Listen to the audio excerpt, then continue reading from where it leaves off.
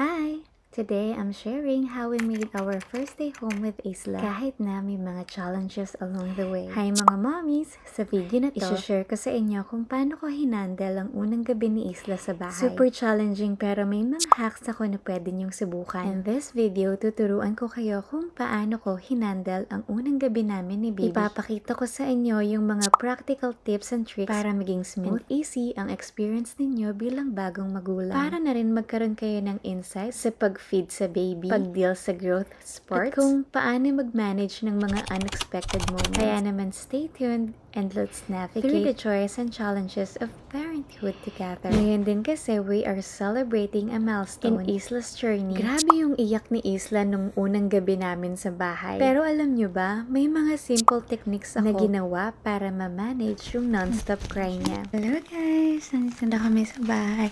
And kaka-settle down lang niya. Natulog na kami kahapon. Pero namuyat siya. Hindi naman masyadong namuyat pero medyo grumpy siya kagabi. Balik angel baby na siya. She was really crying non-stop last night. And if you'd ask me what caused that cry, I couldn't still answer, but alam kong merong dalawang factors. Una sa lahat, alam niyo ba kung gaano ka-importante ang consistent feeding schedule sa mga bagong panganak? Sobrang helpful nito sa pag-adjust ni baby sa bagong environment. Para sa akin, yung feed on demand talaga ang nag-work. Lalo na nung nakita kong nagkaroon si Isla ng growth spurt sa third day niya. Kaya yun, feed lang ng feed. Nasabi ko nga yung dalawang factor kung bakit siya umiyak. Ang unang reason is because maybe dahil sa change of environment from hospital to our house. Pangalawa, she was probably experiencing growth spurt on her third day of life. Luckily, sa unang gabi lang si Isla umiyak ng non-stop. Pero by 2 a.m., naging mahimbing na rin ang tulog naming pareho. At alam niyo ba, mga mommies, minsan ang hilig pa ni Isla maglungad kahit after ilang minutes lang. Kaya lagi kong dala yung nasal aspirator na nakuha ko from hospital. Lifesaver to kapag may sipon si baby. Later, isa-share ko rin sa inyo kung anong nasal aspirator ang mas magandang bilhin ninyo para kay baby. So, kakain lang ako ng breakfast. Simula ng baby si Isla, naging habit na namin na hanggang ngayon na I would start my morning by 10 a.m. at by 11, ready na ako for breakfast. Pero recently, I'm trying to reschedule yung wake period namin ng 8 a.m. in preparation for my full-time job soon. Habang natutulog pa si Isla, nagkaroon na rin ako ng chance para i-unpack yung mga gamit naming dinala at yung mga nakuha ko from the hospital. I'll show you what was essential and what wasn't. Let me show you as well kung ano yung mga gamit na talagang nagamit namin at kung ano naman yung hindi. Sobrang kaunti na lang talaga ng dinala naming gamit pero marami pa rin talaga akong hindi nagamit tulad ng mga to. Ang hospital gown talaga ang lifesaver ko those first days, lalo na sa breastfeeding. Sobrang convenient. Kaya naman binalik ko lang din sa drawer yung mga unused pajama ko. Dahil madugo ang first 2 days stay ko sa hospital. Especially sa first time moms. Very helpful ang paggamit ng nursing bra. Pero if I were you, kung hindi ka pa nakakabili ng nursing bra, just opt for padded nursing tank tops. Yun na lang ang gamitin mong bra nang sa ganun hindi mo na kailangan bumili ng maternity bra at maternity tops. Meron akong in-upload dati na iba't ibang klase ng nursing tops na meron ako in case you want to know more kung ano-ano ang gamit nila per style. You can also share this info to a mom-to-be na nagpaplanong mag-breastfeed in the future. Sa underwear naman, wala akong ginamit. Hindi dahil sa wala talaga akong sinuot, pero dahil baka madumihan ng dugo. Meron din naman kasing provide ang hospital ng mga kaya yun na lang ang ginamit ko. Kahit even for the next week after my delivery, alam ko yun pa rin talaga yung ginamit ko. Sa mga toiletries na dinala ko, wala rin akong nagamit. May provided na toothbrush at toothpaste ang hospital. Tapos, hindi naman ako nakaligo sa hospital. Pagdating sa nipple cream naman, sa first 2 days ko sa hospital, hindi naman ako nakaramdam na sore na nipples. Kaya, hindi ko rin siya nagamit. On the 4th day, doon sila nagsugat. Ang kaso, ayaw ni Isla yung lasa, kaya hindi ko na rin talaga nagamit yung cream. Meron ding provided na hairbrush set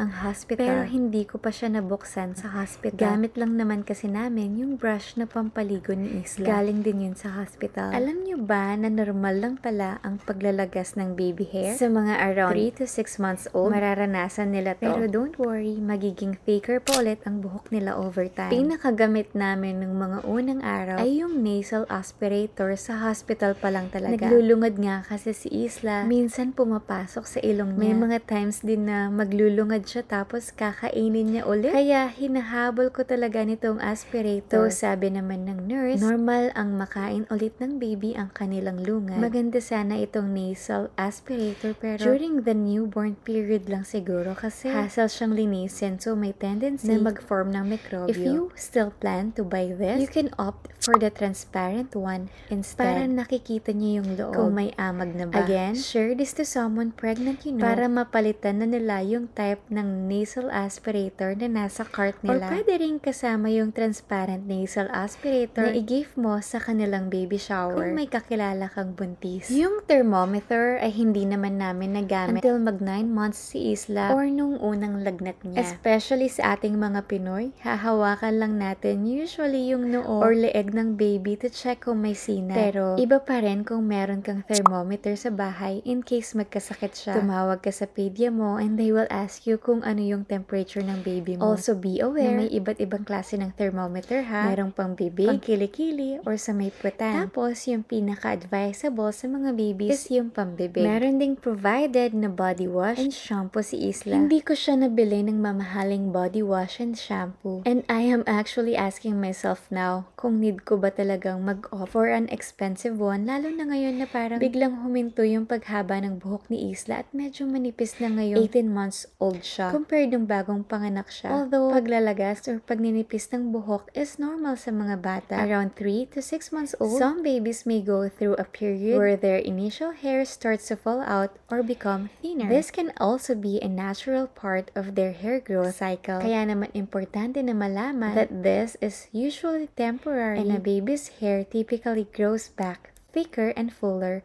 over time. Kung plan mong i-track naman ang milestone ni baby sa weight and height, might as well get this type of medida. Though pang newborn lang talaga, hanggang 21 inches lang din yata to. Tapos si Isla, pinunit niya rin, kaya hindi na rin namin siya nagamit. May mga dala akong snacks, pero halos hindi ko rin sila nakain. Dahil sobrang ganda ng food services ng hospital kung saan ako nanganak. Kahit nga yung mga guest, busog na busog sa food ko. Nagdala rin ako ng mga kating ko para sa sakit ng ulo, pero wala nakalimutan ko na lahat ng dala ko nung nag-start na yung labor ko. Hindi ko rin nagamit yung dala kong pen dahil meron namang provided ang hospital. Lip balm is very helpful din kasi nagda-dry yung lips natin during labor and pushing. Pero syempre, hindi ko rin to nagamit dahil mag-isa lang ako sa hospital. Kasama ni Isla, hindi ko na rin kinailangan gumamit ng nursing cover sa hospital. Pero gamit na gamit ko naman to, lalo na kapag may mga lakad kami. Or yung mga time na kailangang dumede ni Isla kapag nasa simbahan kami. Hindi ko rin nagamit yung makeup kit ko. Kaya thankful ako na nakapag-makeup ako during my induced labor. At least, ito naman yung diaper na galing sa hospital. Meron din silang provided na napkin at diaper para kay mommy. May mga cool pads na laking tulong pampasooth ng sugat sa perineal area. Meron din silang inabot sa akin na envelope na yun ang ibibigay sa pedia during our first appointment naman. Binigay nga rin nila sa akin yung ID card ni baby sa hospital. Pati na rin yung wrist tag niya. Ito naman yung infant feeding log ni Isla. Binibigay nila ito sa mga mom, especially sa breastfeeding. Need kasi nilang i-monitor kung tuwing kailan mo pinapadede si baby, nakailang beses siyang mag-poop, at ilang beses siyang umihi. So kung ako sa inyo, I am really encouraging you to make this feeding log kung hindi ka bibigyan ng hospital. If you want a copy of this log, just comment down below so I can make one for you for free. Ito naman yung receiving blanket. I guess, hindi ko rin siya masyadong nagamit, pero magagamit mo ito kapag may expected kang bisita sa hospital. Nagdala rin ako ng ganitong comb for acupressure sana tuwing may contraction ako, pero ayun na nakalimutan ko na lahat. Yung mga maternity tops ko, hindi ko rin sila nagamit dahil nag-hospital gown lang ako. Yung pagsaswaddle naman sa hospital, yung receiving blanket na galing din sa hospital yung ginamit ko sa kanya. Pero sa bahay, nagamit ko naman to. Dati nung wala pa akong baby, lampin lang ang lahat ng tawag ko sa mga to. Pero ngayon, merong burp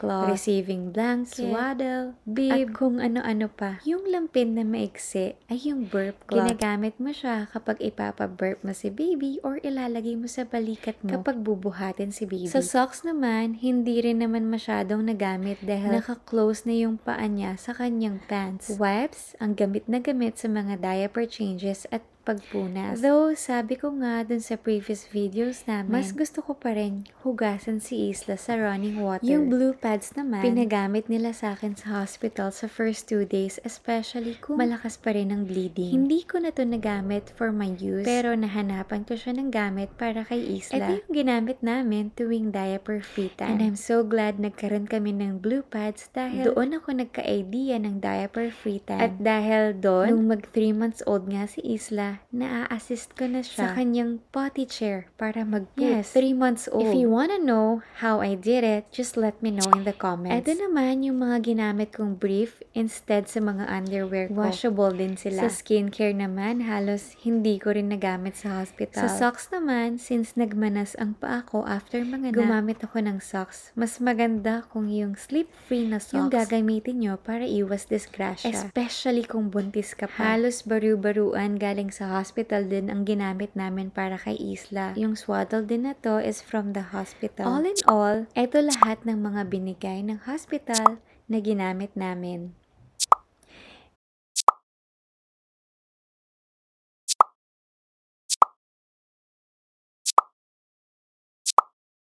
Ito naman yung mga hindi namin nagamit sa hospital.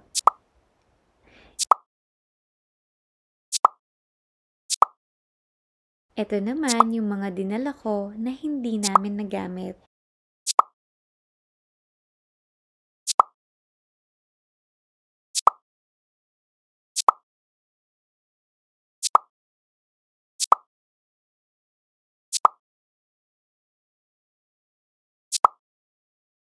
Ligpit na tayo ng mga hospital things na binalik natin. And this time, yung mga paperworks naman yung aayusin natin. Ano sa tingin nyo ang pinaka-challenging na part ng pagiging bagong Comment magulang? your Answer below. Kung tatanungin nyo naman ang routine schedule ni Isla, gaya ng nasabi ko from our previous video, tulugin siya. Nakatulog siya around 11:45 ng morning, then after almost 2 hours, nagising siya. Dumeda lang yung activity niya and tulog na naman siya after 15 minutes. Then, gumising na naman siya after almost 2 hours. Usually, gumigising siya after 2 hours. Pero minsan, umaabot ng 4 hours. Ginigising ko na siya noon for feed. Okay lang kung matulog siya ulit. Ang importante is makadede siya. Habang tulog si Isla, natapos na rin tayong magligpit. Now, need naman nating ayusin ang paperwork. Kailangan kong mag-schedule ng visit para sa check-up ni Isla sa pedia. At need ko ring mag-pick up ng medicine for my pain relievers. May mga contractions pa ako, which is normal dahil it's a sign na bumabalik sa dating lugar niya yung uterus natin. It is also normal to feel contractions kapag nagpapadede. May back pain din ako, probably due to epidural. Parang kuryente yung pakiramdam. And since nagka-stitches tayo sa perineal area, medyo makirot din minsan. Tumawag na rin ako sa prenatal hospital ko to inform them na nanganak na ako para ma-schedule din nila ako ng 4 to 6 postpartum visit. Need din nilang i-check kung normal na yung glucose level ko since nagka-gestational diabetes ako. Tapos, may mga moments talaga na di mo inaasahan. Gaya nung unang beses na nakuhanan sa video yung pag-utot ni Isla ng malakas na may kasamang pupu. Kaka-bicycle massage ko rin kasi sa kanya dito, kaya naganda pururot siya. Gugupitan natin siya kasi medyo madadalim. Ay! Yummy! Good job! Manasage ko kasi siya kanina. Medyo guminhawa na yung dyan niya. Alam nyo, para sa akin, very effective talaga yung bicycle massage. Lalo na sa mga batang gassy. Pagkatapos ng almost 2 hours of sleep, nagising na ulit si Isla, kaya feed na kami ulit. Ang wake period activity naman natin ngayon is nail filing. Kupitan natin siya ng kuko. Kinupitan ko na siya sa hospital nun eh. Kaso, hindi pa rin enough. Charot. So, ang importante lang naman magupitan is yung kamay niya kasi yun yung sumusugat sa mukha niya. Dahil yung panggupit, syempre, dapat magandang nails ni baby dahil yun ang frustration ni mommy. Ganun lang siya, nail filer. Mukhang nakakatakot pero mas safe to kasi hindi siya nanunugat. Okay, let's do this. Ang malaking flex na hanggang ngayon ay pinangahawakan ko ay hindi ko pa nasusugatan si Isla sa paggugupit ng kuko sa kanya. Sana huwag ma-jinx. Alam nyo sa mga newborn, kahit anong gupit mo ng kuko, matalim talaga yung kuko nila. Di maiwasan yung makalmot yung mukha nila. Hindi rin kasi nagsuot si Isla ng mittens. Since walang nag-gift sa kanya, hindi na rin kami bumili. Mas gusto ko rin kasing ma-feel niya agad sa mga kamay niya yung mundo. Ito naman yung mga battle scars nung pinanganak ko si Isla. So guys, nakapagsuklay na tayo. So kakain na tayo ng lunch. Tinola na binigay ni Ate Janet. So thank you, Ate Janet. Sa lunch naman, kinain ko lang yung nilutong tinola ni Ate Janet. So, kain na muna tayo ng lunch dahil maya-maya gigising na naman ulit si Isla. Nakatulog na ulit siya after ko siyang gupitan ng kuko. Yes, ganun siya kaantukin nung newborn stage siya. Bago pala tayo kumain, magsaing muna tayo.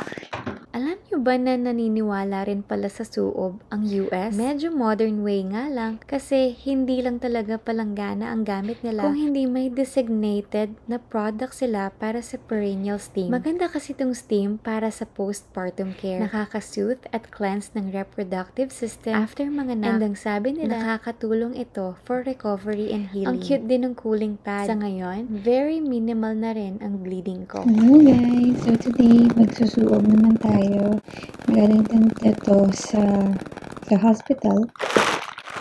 So, lalagyan lang ito ng mainit na tubig na half or 1/4. Tapos yun yung uusok. Tapos ito, lalagyan ng madlikam-kam na tubig. Lalagay mo lang dito. Tapos ito, ipapatong mo lang sa inodoro. Ayan. Tapos ito yung butas, diba? Pag binuksan mo to, tutulo yung tubig, and then mag-splash siya para pambanlaw dun sa pempem mo habang umuusok naman yung sa ilalim. Kaya dapat ito maligam-gam lang. Sobrang nakaka-refresh ng sugat. As in, parang medyo modern way siya. Pero matagal na natin itong ginagawa sa Pilipinas, yung nagpapausok. Sorry. Hindi ko alam kung anong tawag eh.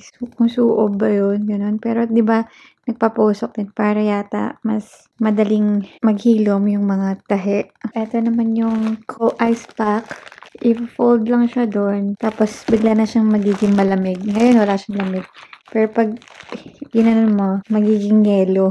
Tapos, magpapalit tayo ng diaper pad. Minimal na lang yung pagdudugo. Pero since maraming binigay na stock yung hospital, so ito na lang yung ginagamit ko kasi yung mga mas maliit na pads para hindi ko na kailangan bumili. And total, nasa bahay lang naman ako.